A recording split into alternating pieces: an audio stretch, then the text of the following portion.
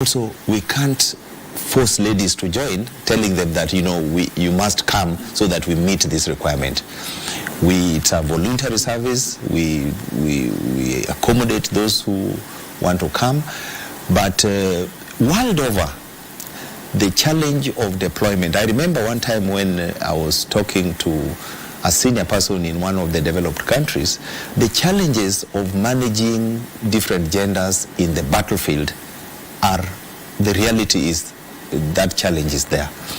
And so we balance and see, the ladies who want to come in, we invite them. But sometimes, I don't want to say restricting, but there are certain times when we can say, we're going to deploy people in this area, but we become sensitive to gender by virtue of the exposure that they are going to be exposed to. What is your message to recruits who are watching you tonight? First of all, I want to appreciate every Kenyan who would like to join the military, because we need them.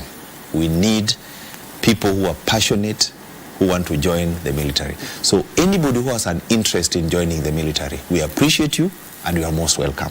All that we tell you is come, present yourself, go through the process. If you qualify and you are taken, come on board. If you don't qualify and you are not taken for one reason or another, if you pass everything, there'll always be another opportunity. But don't give anybody a cent or any form of inducement to join. Please. That is all that I can tell Kenyans. But even for people who are applying, you apply, leave it to us. We'll scrutinize your documents. If you are shortlisted, come for the interview. If you qualify, we welcome you to join us. If you don't qualify, there are always other opportunities to serve the country. There's something else I want you to emphasize, General.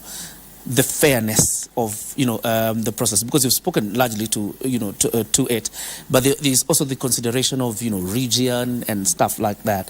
Yes. How do you assure recruits of total fairness? Military is extremely fair. Not even in joining only. Joining in terms of opportunities for training, in terms of career progression. People have this notion that you have, so many people from this place. We have data on the entire population of the Republic. So this data informs the numbers that we are taking from every place. We are required by Constitution that we have the face of Kenya. And by and large, I can tell you, at every recruitment center, we have numbers that when they come, the KDF population, more or less, if you take it through a scientific process, will represent the face of Kenya. As a Chief of Defense Forces, what are you doing to advance the well-being of servicemen and officers under KDF? When you are in command, and as I am, one of the key things that will concern you is the welfare of your men. If you don't have an interest in the welfare of your men, it will be shown, it will be seen very, very easily.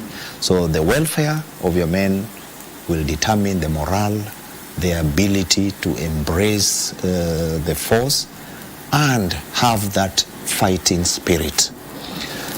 Several things, welfare. First of all, a genuine concern for those under your command. A genuine concern is part of that welfare. Ensuring that you train them to the level that is required for them to perform their mission.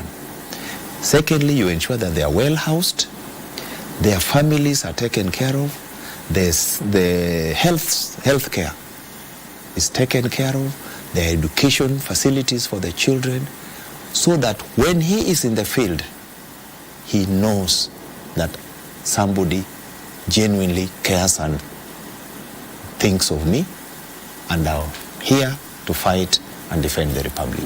I want to tell you, so much has been done, with and without elaborating that, like I have done this, I have done this, I have done this.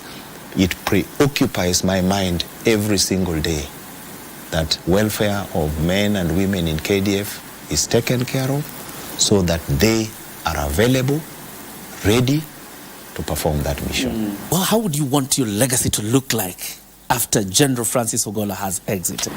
When I leave, let Kenyans judge me. But I want to leave an effective military, respected world over, and will be able to deliver on its mission whenever. Yeah. All right. Demystifying General Francis Ogolla, other than the serious military man we see, the chief of Kenya's Defense Forces, what does General Francis Ogolla do when he's not issuing commands? Well, you know, as a person, first of all, I like to read. Yeah. I like to read, and I used to love golf. But the day I was appointed the Chief of Defense Forces, I more or less kept my golf clubs aside, and I said, let me focus on this job wholeheartedly. I ran with soldiers twice a week, you know, just to keep fit.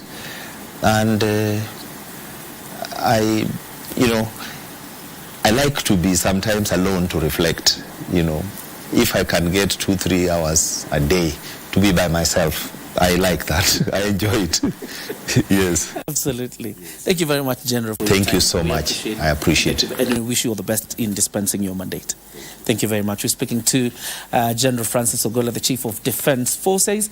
And of course, the assurance of a general is that the process upcoming is free and fair. So if you're interested and are passionate about serving in the military, go and apply. Thank you very much. Have yourself a blessed night.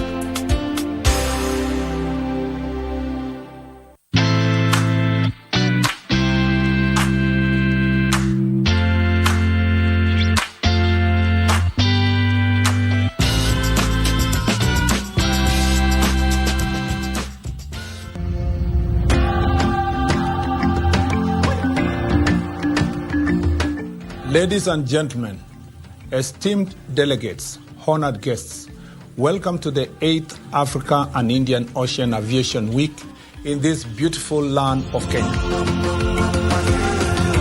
On behalf of the Government of Kenya, the Ministry of Roads and Transport, the Kenya Civil Aviation Authority as the host Civil Aviation Authority, it gives me great pleasure and pride to extend a warm welcome to all of you.